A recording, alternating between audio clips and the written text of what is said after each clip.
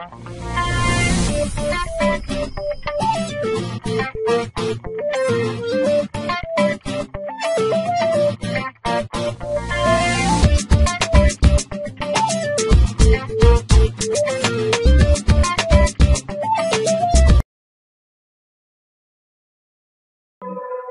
tout le monde, ici Obsidian44.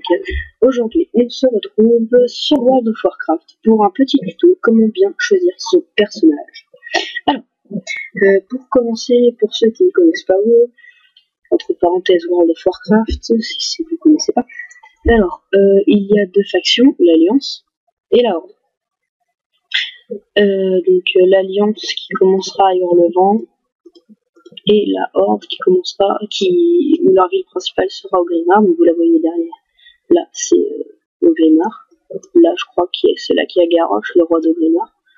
Et là, vous voyez Hurlevent, et derrière, là au bout du tapis, c'est là qu'il y a le roi d'Hurlevent. Je ne me souviens plus trop de son nom. Je ne sais même plus si c'est Garrosh, le roi d'Orgrimmar, enfin bref. Ensuite, on a le choix entre plusieurs races. Pour l'Alliance, il y a les humains, les nains, elfes de la nuit, gnomes, draenei et worgen. Et pour la Horde, il y a les orques, morts-vivants, taurennes, trolls, elfes de sang et gobelins. Elfes de sang, ouais. Ensuite, on a le choix entre choisir homme ou femme. Voilà, donc ça change quoi. Et il y a une race neutre qui sont les pandarènes. Les pandarènes, ils sont un peu spéciaux parce qu'en fait, ils ont un endroit de spawn particulier, en pensant que chaque race aussi a son endroit de spawn particulier. Les pandarènes, eux, c'est un peu plus particulier parce qu'ils peuvent choisir soit être de la Horde, soit être de l'Alliance. Ensuite, pour chaque race, il y a un nombre de classes qui se situe ici. Donc il y a les guerriers qui se battent avec des haches qui ont une armure la plus forte, qui ont les plus grandes armures, les armures en plaques, qui peuvent équiper toutes les armes et qui tapent vraiment fort, qui ont beaucoup de vie. C'est des bons tanks et bons DPS. Paladins qui peuvent soigner, ont les bonnes armures aussi, qui peuvent équiper pas mal d'armes. C'est des bons tanks aussi, un peu moins DPS, plus heal les tanks que DPS. Chasseurs, bon DPS, qui utilisent le cuir, la deuxième armure la moins puissante. Ils ont un familier qu'ils peuvent adopter eux-mêmes. C'est des personnages à distance. Les voleurs, ils ont une armure en cuir comme les chasseurs. Ils se battent avec principalement deux armes à une dans chaque main. Ils peuvent se rendre invisibles, faire des coups sournois, étourdir la cible. Voilà. Les prêtres, qui sont principalement faits pour soigner, ils ont aussi une spécialisation pour DPS, mais bon, c'est un peu voilà quoi, moi je préfère les jouer heal. Ils ont une armure en tissu, ce qui est la moins puissante. Ensuite il y a les chamans, invocateurs de totems. Les totems peuvent servir à taper, avoir un bouclier, se régénérer. Je connais pas vraiment les chamans.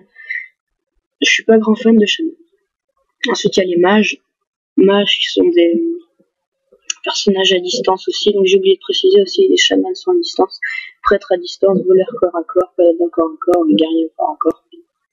Donc, mages, personnages à distance qui utilisent principalement des sorts que des attaques de base, comme le guerrier, le paladin et le voleur. Donc, qui utilisent la plupart du temps ces sorts pour qui a une bonne force de frappe, mais sur la longue durée. Par contre, parce qu'ils ont quand même un assez long temps d'incantation de sort. Donc l'incantation, c'est le temps qui s'invoque, enfin, c'est un temps d'invocation. Enfin, je sais pas vraiment comment dire. C'est par exemple, on appuie sur le bouton, il y a une barre de chargement et après le silence. C'est pour ceux qui savent pas. Après, je pense que tout le monde sait ça. Donc voilà. Les démonistes qui sont très puissants, c'est un peu des mages avec un diablotin. C'est un diablotin et ils peuvent invoquer d'autres familiers en même temps. C'est un peu un mélange du mage et du chasseur en fait. Sauf qu'ils peuvent pas choisir eux-mêmes leur familier. Ils peuvent pas l'adopter eux-mêmes. Les moines qui sont des personnages qui ont été rajoutés en Mist of Pandaria. personnage assez puissant quand même, qui tape au corps à corps, qui utilise les arts martiaux pour se battre et qui se sert principalement d'un bâton, de hache, de épée, d'épée. Il porte les armures en cuir, démoniste en tissu, mage en tissu, chaman en maille, je crois, oui, à haut level, je crois que c'est ça. Ensuite, il y a les druides. Druides, c'est des personnages à distance ou au corps à corps, ça peut jouer les deux, parce que à partir du niveau 6, ils ont une compétence qui est forme de félin. Ils peuvent se transformer en félin. Après, c'est en ours au niveau 8. Après, c'est une forme pour aller dans l'eau. Après, c'est une forme de voyage. Après, c'est une forme de vol. Je connais pas vraiment ces personnages-là. J'en avais un 82, mais voilà. Je me souviens plus trop, mais c'était mon premier perso qui utilise les armures en cuir. Et les chevaliers de la mort,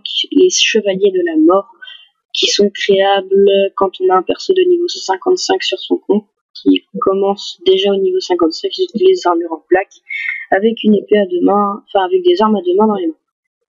Ensuite, ce qui concerne l'apparence, on peut choisir de multitudes couleurs de peau pour son personnage. Voilà. Il y a vraiment plein de couleurs de peau. Ensuite, on peut choisir plusieurs formes de visage. Donc ça change là si vous voyez pas bien.